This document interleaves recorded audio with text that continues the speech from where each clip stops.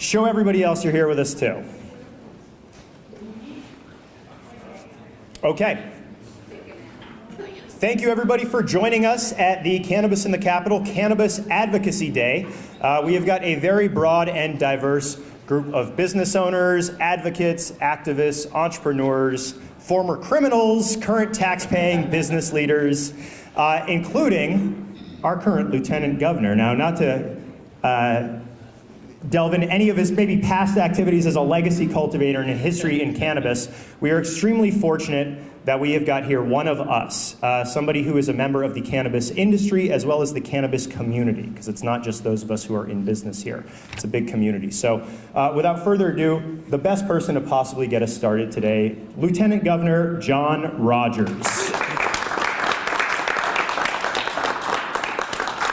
Thank you, Eli, and thank you for all coming out. We know as a community there's still a lot of challenges when the legislature pushed this bill through. I think most of them had very little idea what they were doing because they didn't understand the business. These folks here and the folks that we network with and work with are the folks that understand the business. So, for instance, they are now requiring us to do pesticide and pathogen tests on every strain. Well, if somebody's using pesticides in their field, we used to be able to compost it and pay once. Farms like ours are growing 6 or 7 or 8 strains, and now we have to test every strain for pesticides and pathogens. It doesn't give them any useful information, but it's costing us, the farmer, much more. We know that we need to address the cost of licenses, but the list goes on. So one of the things that I'm hoping to do, and I've talked with Eli about this, we need to get the Cannabis Control Board and the legislative committees that oversee cannabis legislation and the people that are doing the work on the ground, the people that know what is wrong with the system and the many challenges to making our businesses work. And we need to have like a round table so that the legislative committees and the CCB know what the challenges we have, which can be improved through their rules and through statute. If we continue to attack the problems the way we have in the last several years, it's going to take us 100 years to get all the problems fixed because we tweak a couple little things every year. So that's you know, I am in the building. I think I may be the only lieutenant governor in the country that has a cannabis license. But I'm very invested in this business and making it work, not just invested in my business, invested in every single person's business in this state, especially our small cultivators. We need to make sure that the CCB and our elected officials are listening to the people that do the work and know what's wrong with the various programs. And so that's my focus. If any of you have ideas and want to talk to me about them, we've got pretty much an open door policy. Reach out, make an appointment, and anybody who is interested in taking part in the roundtable, please contact either myself or Eli, and we're going to try to get that pulled together in the near future so we can start making some progress. Thank you. Thank you very much, Lieutenant Governor Rogers. We have a lot of people here from the industry, but one thing we all have in common is that we are all here on the backs of medical patients and medical activists and advocates. So as much as we talk about labeling and packaging and advertising and taxes, we can't have a cannabis day without talking about medical. We cannot forget about these people. They're sick people who, for a lot of us, this is fun, this is business. For a lot of people, it is medicine. And the efforts of people like our former Lieutenant Governor David Zuckerman, Mark Tucci, Fran Janik, who's here in the building, Stuart Savel, a lot of advocates who have come and been really involved in the past who have gotten us here. So out of respect to those past efforts, the current efforts, the medical has changed a lot. It is not fixed. We've got a few speakers, Michelle, Marlena, and Lauren, who are going to speak to the state of the medical industry and also give the perspective of what retailers who are trying to serve medical patients are facing and what we all can do now that we do have businesses generating revenues, incomes, to make sure we're taking care of and not forgetting about these sick people. and their efforts. So without further ado, I will let the speakers introduce themselves, at least give us your name and the title of your business, please. But I want to welcome some of our medical representatives here today, starting with Michelle Chapman of the Vermont Cancer Care Network and Highly Rooted.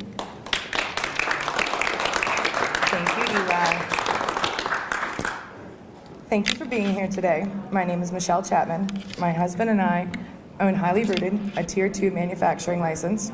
We use Highly Rooted to fund the Vermont Cannabis Care Network, which provides free cannabis to cancer patients in Vermont. Today we discuss the vital issue of medical cannabis.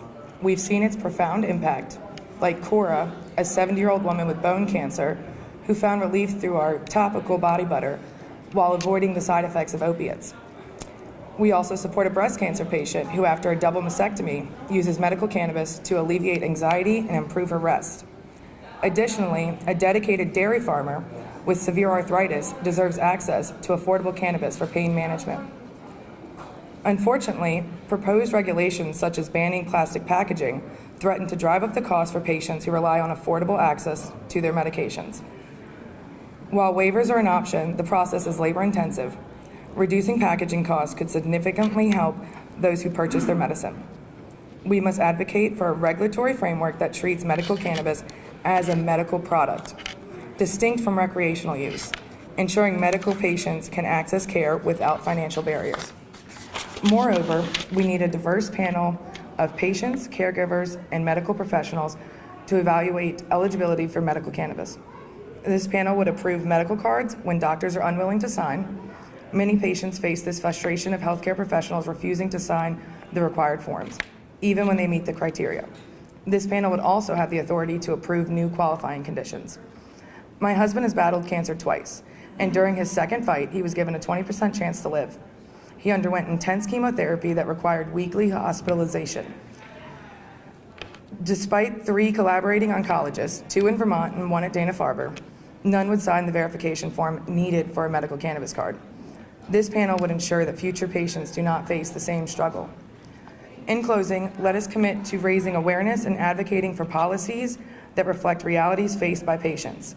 Together, we can work towards a future where medical cannabis is accessible, affordable, and a standard part of compassionate healthcare. Thank you.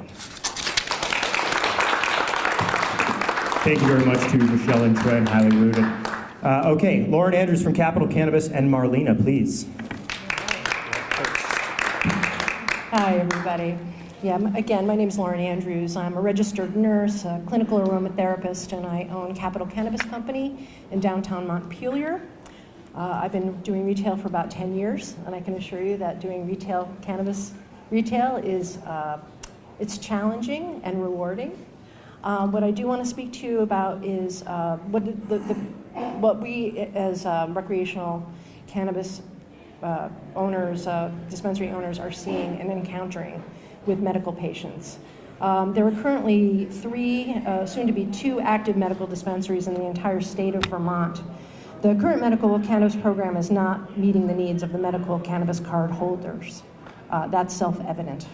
Vermonters who utilize medical cards are dealing with chronic and acute illnesses and have chosen to utilize cannabis, which is a proven and reliable plant ally, to improve the quality of their lives.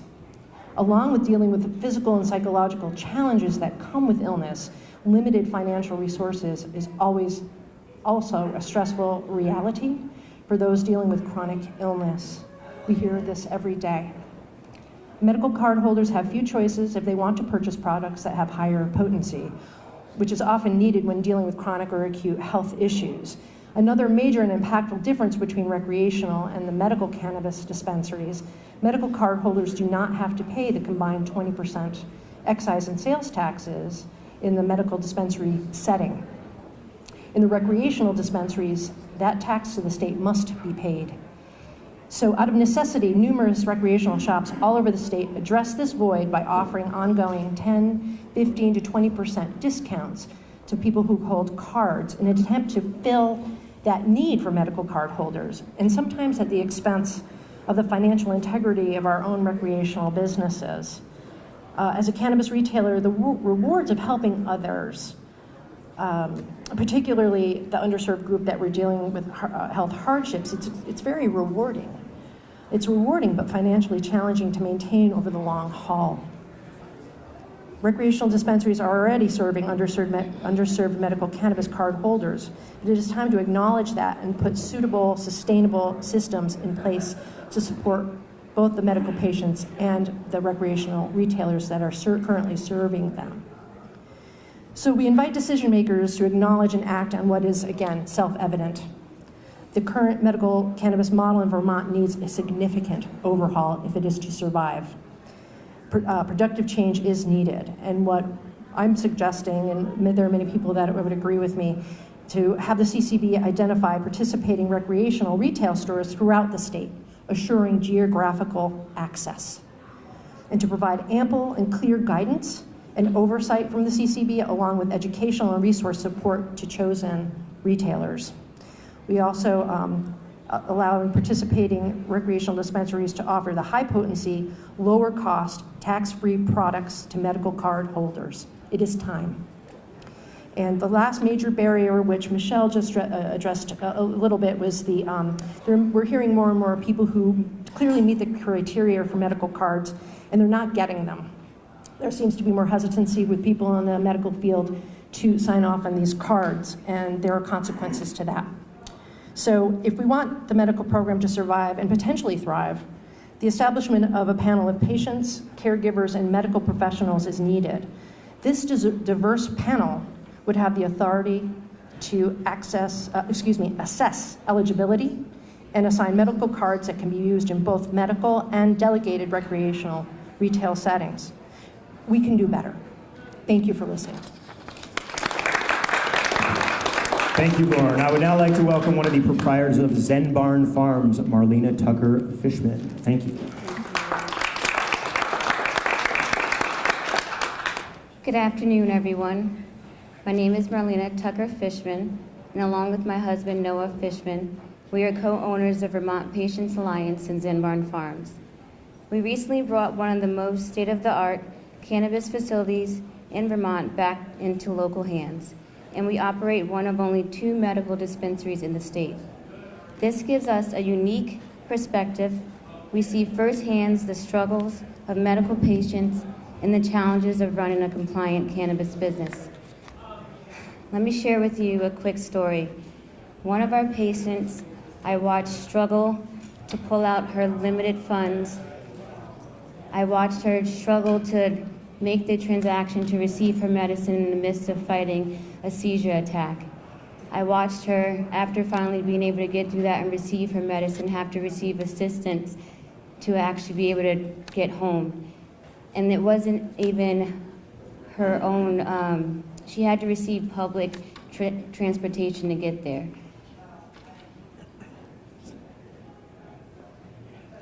So some of the additional limitations that were represented in this were what the first 2 folks mentioned, that being high costs and market instability, which makes it harder for her and others to access what they need. Vermont's policies are making it increasingly difficult for patients and businesses and consumers alike. There are some critical reforms we feel Vermont needs. A strong recreational market is essential for medical to survive. So right now, medical cannabis is being sustained by businesses like ours using recreational sales to subsidize it. Other companies like Highly Rooted are doing the same out of goodwill. Without a strong recreational market, medical access will suffer. Second, overtaxation is driving consumers to the illicit market. Vermont's 20% effective cannabis tax is pushing consumers away from legal businesses and into unregulated sales. This hurts patients, reduces tax revenue, and weakens our industry. If we want to have a sustainable, compliant market, we need tax reform. Third, unconstitutional advertising restrictions hurt businesses and consumers. The Cannabis Control Board is enforcing unconstitutional advertising bans, restricting our ability to inform adult consumers.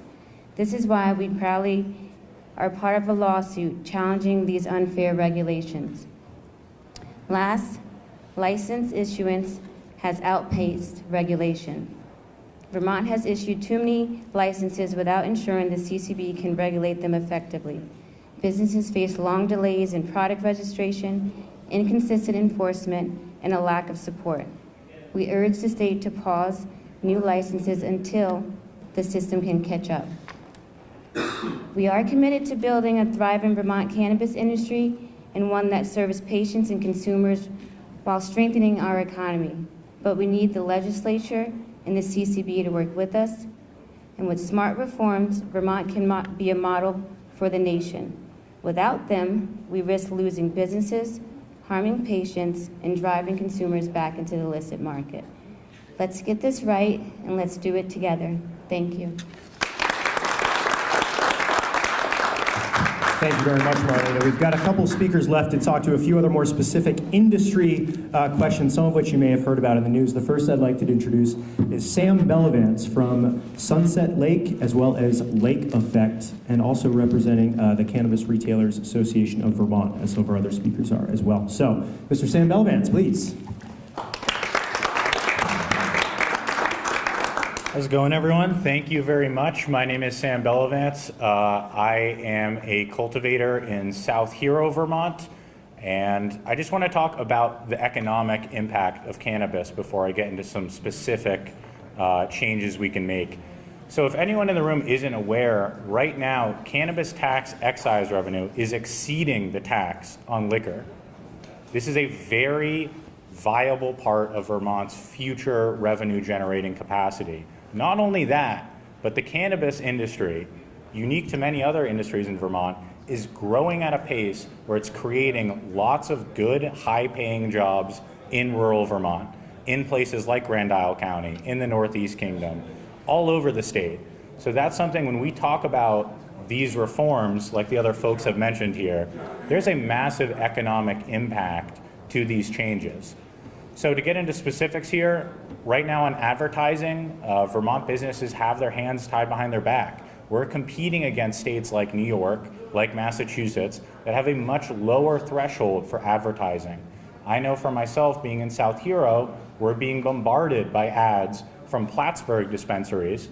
So consumers, instead of buying from local Vermont businesses, they're still consuming the cannabis, but the money's going out of state, and it's not helping grow our own industry. So please, please support sensible advertising rules and regulations that allow us to compete on an even playing field with our neighboring states. Furthermore, on product registration, right now there are thousands of products that need to be reviewed and renewed annually. And every time a new product is brought to the market, it needs to be reviewed and approved as well. This is a massive administrative workload, and there's a lot of work we can do together to clean up this system, reform it, make it simpler, not only for people in the industry, but also for the Cannabis Control Board. We want a department that is efficient and effective, promotes consumer safety, and has a scope of work that they can actively manage. So again, to summarize, we've got some reforms here that will help boost cannabis and its economic impact in Vermont. You know, right now there's so much talk in this building about how do we improve the economic viability of rural Vermont. We're doing it right now. The folks here on this stage are doing it, and we would like to continue to do it. So thank you very much for your consideration. Thank you all very much.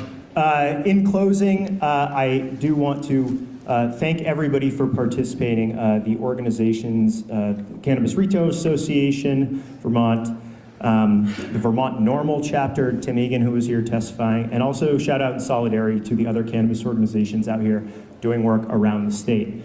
To close this up, I just want to sort of sum up what we were talking about this morning and today is that the cannabis industry is not looking for special treatment, right? We're looking for recognition that this is a viable part of Vermont's economy. Whether you place it on the same status as alcohol or tourism, it is similar to all of those things. It's intertwined with all of those things. The difference between the restrictions and regulations on our advertising, on our sales, all that are just not sustainable. And all of us in this room have made a deal with the state to join the regulated market, to join the licensed market, to come out of the shadows, come out of the dark, pay taxes, pay fees, pay fines, We need the state to do their part. That's what we're looking for, is some responsiveness to acknowledge this sector generating millions of dollars, creating thousands of jobs. A specific point that we all agree on is the need for catering and event permits. We know tourism is a huge part of this. We know that people are consuming off-site in public locations. We have not defined legal consumption in this state, right? You can buy it everywhere, you can smoke it nowhere. That doesn't make any sense, that's gotta stop. Especially as we talk about all these different locations. So one thing specifically that we think can help open up more markets, make our businesses more viable, improve our tourism, and guess what? Differentiate Vermont from the other states around us, just like our brew pubs used to do, was catering and event permits. We want to be able to show people the farm. We want to be able to work with our retail manufacturer partners. We have all the components. We have trained staff, we have security, we have tracking, we have 80+ businesses and hundreds of people working for them who are highly trained and perfectly capable of selling cannabis at the concert, at the wedding, at the event, at the festival, at the Vermont Cannabis Convention, May 2nd and 3rd, 2025. We have all of the tools here. And again, we have a very broad group of people representing different things. We all agree on these things, right? We don't all agree on everything, but we all agree the advertising is draconian, the potency caps make no sense and are skirting responsibility. Catering and event permits need to happen, and while doing this, we can't leave behind sick people and the retailers who are currently serving them. We've got a lot of work still left to do here. We recognize and appreciate the efforts of the people in this building who have made it possible, past and present. And we thank you. It's been a long time for a lot of us spending time in this building, and we finally reached this level. But now it's time to let this industry be viable, be sustainable, and be something that we in Vermont can be very proud of. So on behalf of all the participants, thank you to Lieutenant Governor John Rogers. Thank you to all of you for participating, and we will see you all again back here soon. Keep up the fight. Thank you.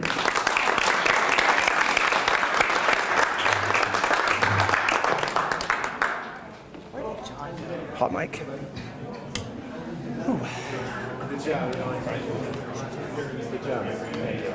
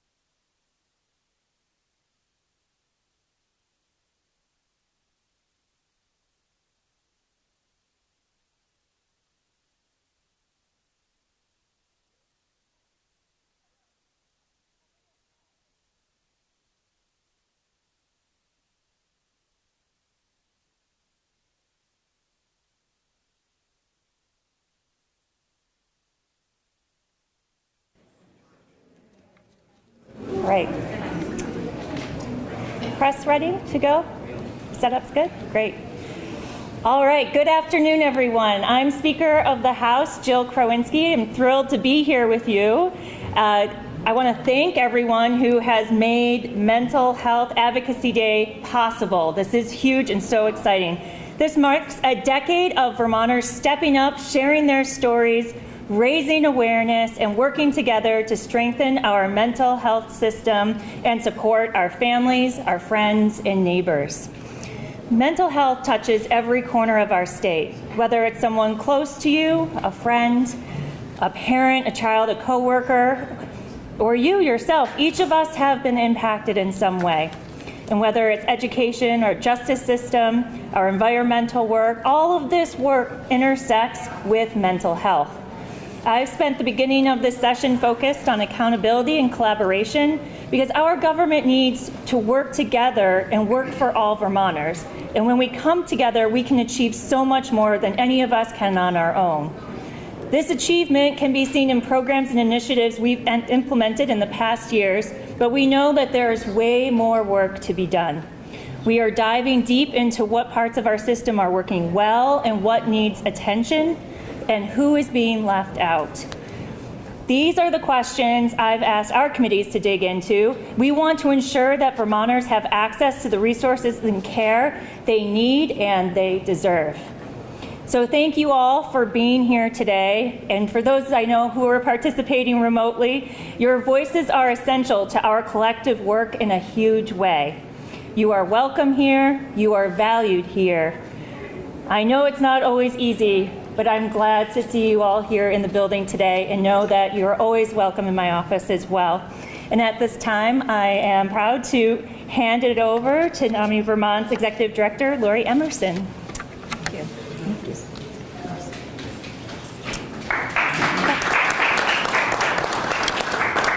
Hello, my name is Lori Emerson. I'm the Executive Director at the National Alliance on Mental Illness of Vermont. And this is our 10th year bringing Mental Health Advocacy Day to the State House. It is so important for us to raise awareness about mental health because we are all on a continuum of our own mental health.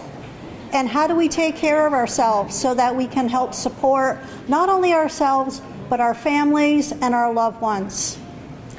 So today was a very exciting day. We had both a hybrid event with people coming in person and also through a webinar. So we're bringing together hundreds of people for Mental Health Advocacy Day every year, and it keeps growing year by year. So I thank you all for being here today and for all the support that you give your loved ones that do have mental illness. Thank you.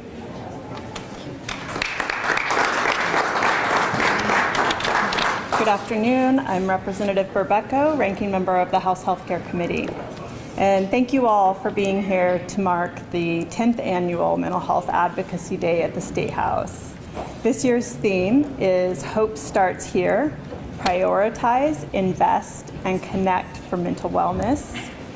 And that reflects our shared commitment to building a future where mental health isn't just an afterthought, it's a cornerstone of our healthcare system. First, we have to prioritize mental health, especially for our young people. In Vermont and across the country, youth mental health challenges are rising at an alarming rate, and we can't ignore the growing need for early intervention. School-based mental health resources and crisis support services also. And as a legislator, I'm committed to ensuring that youth mental health remains at the forefront of our policy decisions. No child should struggle in silence, including our LGBTQ youth. And second, we must invest in programs and workforce initiatives that make quality mental health care accessible. This means strengthening community-based services, expanding our telehealth options even more, and addressing the critical shortage of mental health professionals in our state. Investments in mental health are investments in stronger families, healthier communities, and a more resilient Vermont.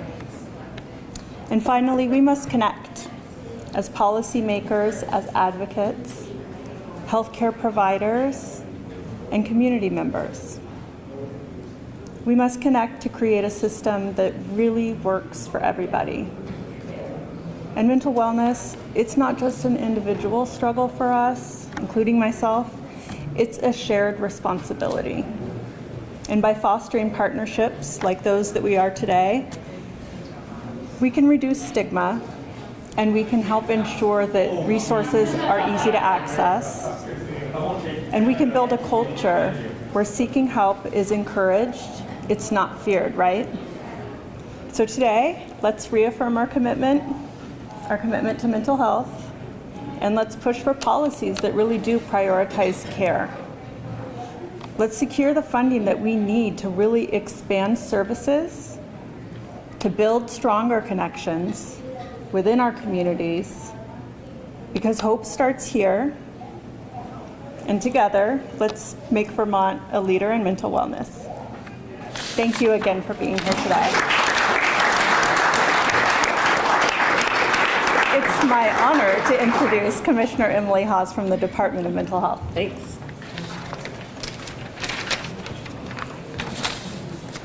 Hi there.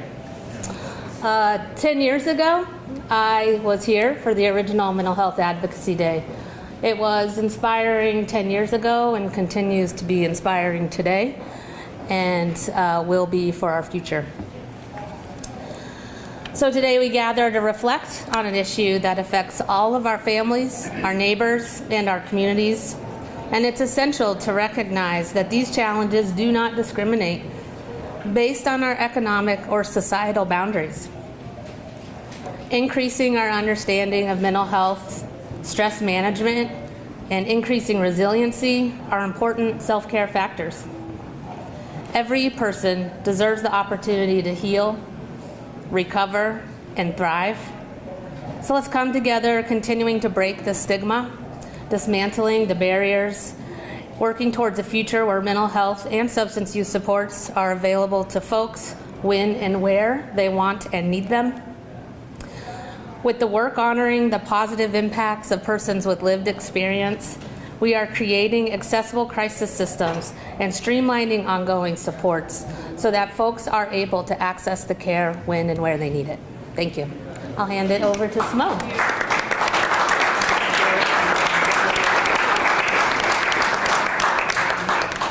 Good afternoon. My name is Simone Rischemeyer. I'm with Vermont Care Partners, and really happy to see everybody here today. It's an important day. Vermont Care Partners is a network of 16 of the state's designated and specialized service agencies, providing mental health, substance use, and intellectual and developmental disability services. As a state, we have made great strides to support people in crisis over the past number of years. VCP agencies work with community partners every single day to meet people where they are at, wherever they need them. Together with DMH, we have opened urgent care centers, implemented a 2-on-1 enhanced mobile crisis response, expanded 988, and so much more. And yet, too many people and families are in crisis in Vermont. Too many older Vermonters are isolated. Too many people are housing insecure. Too many people feel a lack of connectedness. The prevalence of mental health challenges is higher among high school students who don't feel like they matter to people in their communities. They don't feel like they matter. Connection is at the heart of healing. No one should feel alone in their struggles, and we must prioritize connection. Mental health services save lives, support recovery, and foster wellness. These services also save already strained financial resources by keeping people emotionally and physically healthy. Today, we are calling for a commitment to increase investment in mental health services, especially in prevention and in early intervention. If we want to change the trajectory of mental health in Vermont, we must invest in upstream services. We urge you to do what you can: connect, support the people around you, and advocate for increased investment in one of the most essential parts of our healthcare system. Lastly, I'd like to say one more thing, that the work we do and the values upheld by the VCP network remain steadfast. Our commitment to equitable and accessible services will not falter. We are unwavering in our dedication to providing high-quality, community-based services, and we will continue to serve as a safety net for Vermonters. These are complex times, but I believe we can navigate through them with compassion, empathy, and a shared dedication to truth and to justice. Thank you. Thank you, Nick.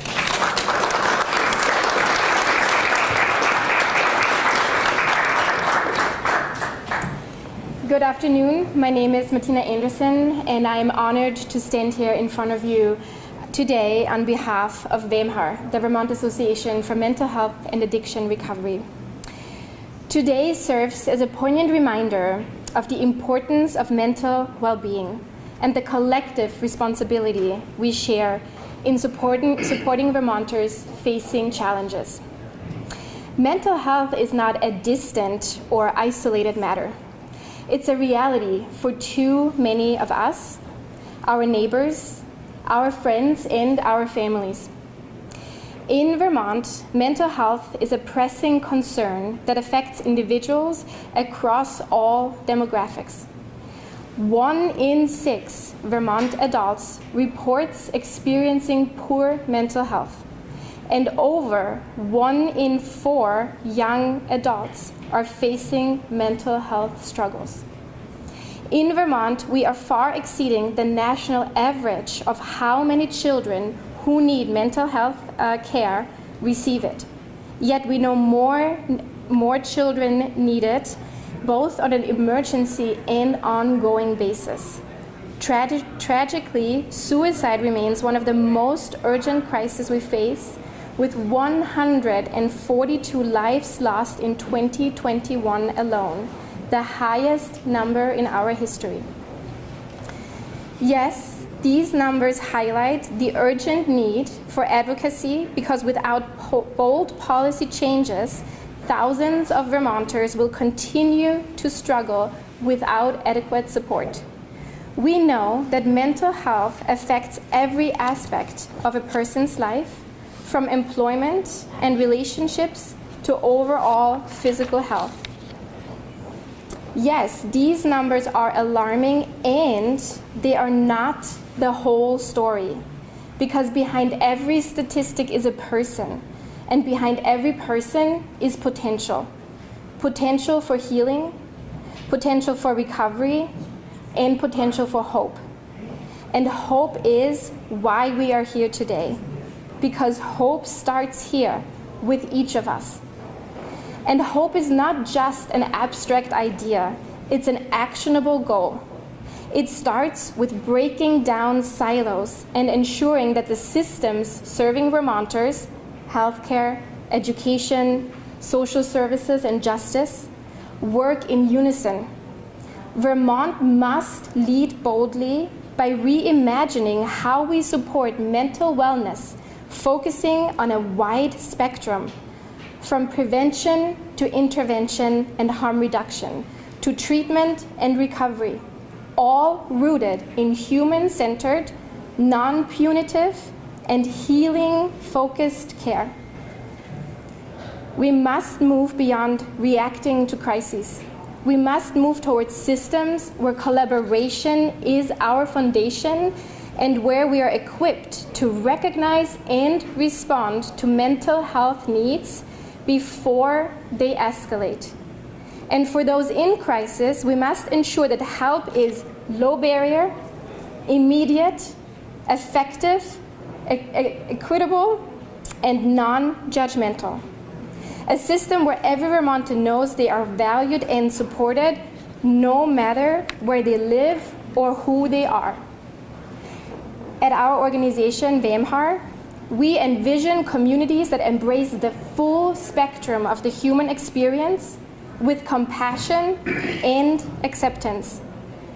We are deeply committed to supporting all paths to recovery from addiction and mental health conditions. We are committed to this vision and are working to build partnerships, amplify the voices of those with lived experiences, and strengthening the fabric of support for all Vermonters. However, we cannot achieve this vision alone. It requires a concerted effort from all sectors of our community: healthcare providers, educators, employers, policymakers, and citizens alike. So today, as we observe Mental Health Advocacy Day, we ask each of you to take action. Talk openly about mental health. Listen without judgment. Advocate for policies that invest in resources and expand access to quality care. care rooted in evidence and compassion, care that is person-centered and holistic. Because together we can build a Vermont where no one feels isolated, where stigma is replaced by understanding, and where hope is not just a vision, but reality. Thank you for being here.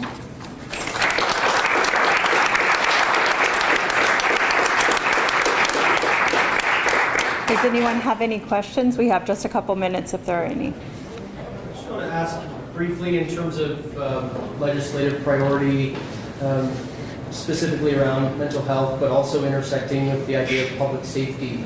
Some advocates I've spoken with in the past have said that when an individual is a threat to themselves or others, that involuntary commitment should be considered. Is that a conversation worth having here in the legislature? And if you don't mind just sort of elaborating on how that could work. I think that question is out of the jurisdiction of my committee, which is healthcare. I know they're having conversations about it in the judicial committee, and there was a press conference on that yesterday, day before yesterday. It is something I'm concerned about, though, because I think I'm hearing increasing conversations around public safety where mental health is mentioned, and I just want to take the opportunity to remind folks that unless you are a clinician with significant training, you shouldn't take the risk of trying to diagnose someone as having a mental health challenge.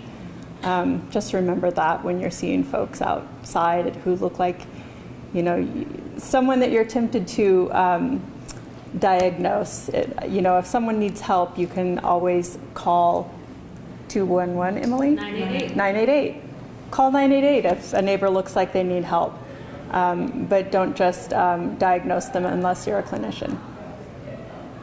Maybe a question for the commissioner in terms of where we stand with the number of beds in mental health facilities in the state. Is there any conversation right now to work to build more, to continue to expand that?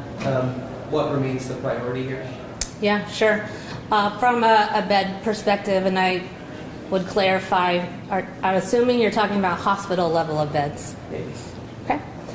So we have open beds in our hospital system today for adults and children.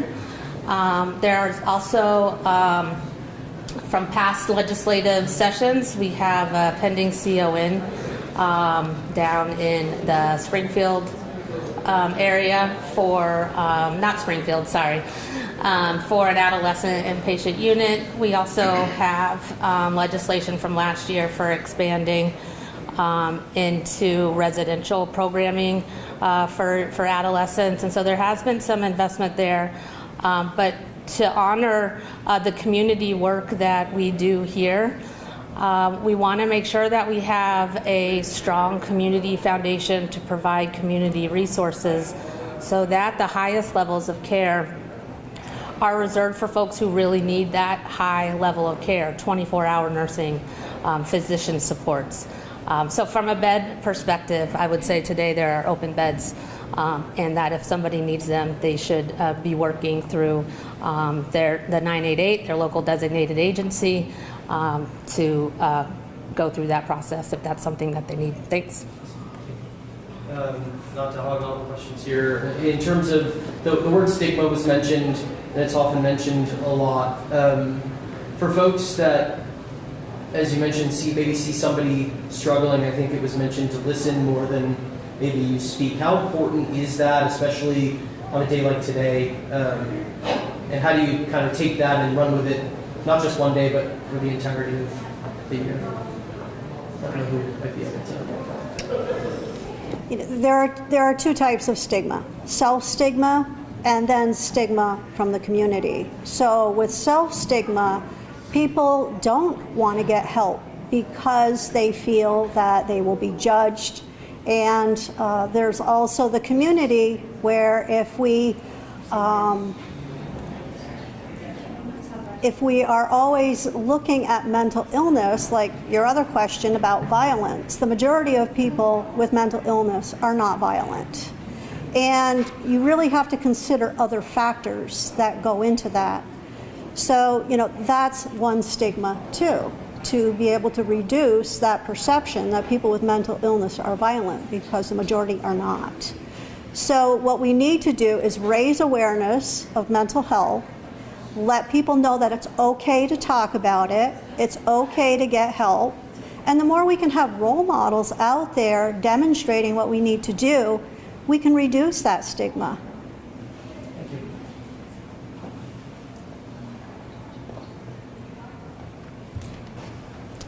If there are no more questions, oh, there is one more. I'll try to make it brief.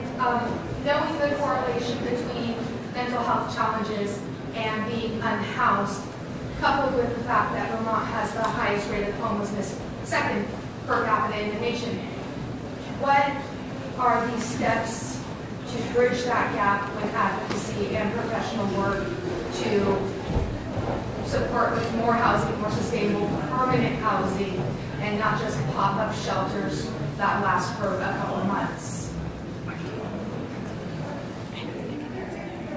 Anybody feel compelled to answer the housing? Housing is really one of the factors that everybody needs. With housing, you can get better. So the more that we can focus on the social determinants of health, the healthier our community is going to be. So having that investment into housing is really necessary for everybody.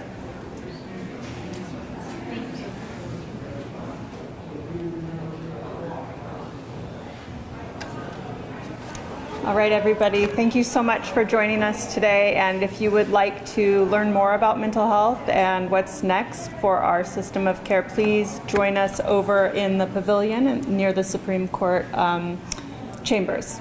Thanks again. Thank you.